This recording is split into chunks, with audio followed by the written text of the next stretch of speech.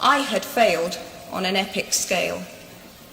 An exceptionally short-lived marriage had imploded, and I was jobless, a lone parent, and as poor as it is possible to be in modern Britain without being homeless. The fears that my parents had had for me and that I had had for myself had both come to pass, and by every usual standard, I was the biggest failure I knew. I had no idea then how far the tunnel extended, and for a long time, any light at the end of it was a hope rather than a reality.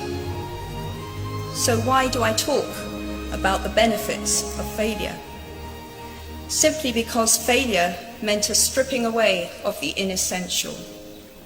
I stopped pretending to myself that I was anything other than what I was, and began to direct all my energy into finishing the only work that mattered to me. Had I really succeeded at anything else, I might never have found the determination to succeed in the one arena where I believed I truly belonged.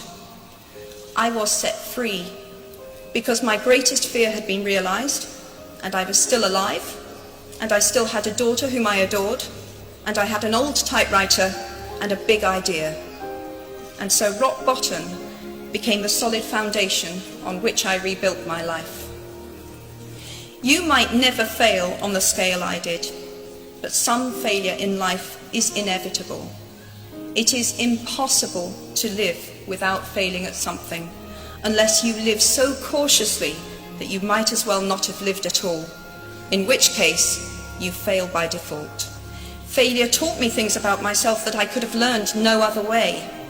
I discovered that I had a strong will, and more discipline than I had suspected. I also found out that I had friends whose value was truly above the price of rubies. The knowledge that you have emerged wiser and stronger from setbacks means that you are, ever after, secure in your ability to survive. You will never truly know yourself or the strength of your relationships until both have been tested by adversity.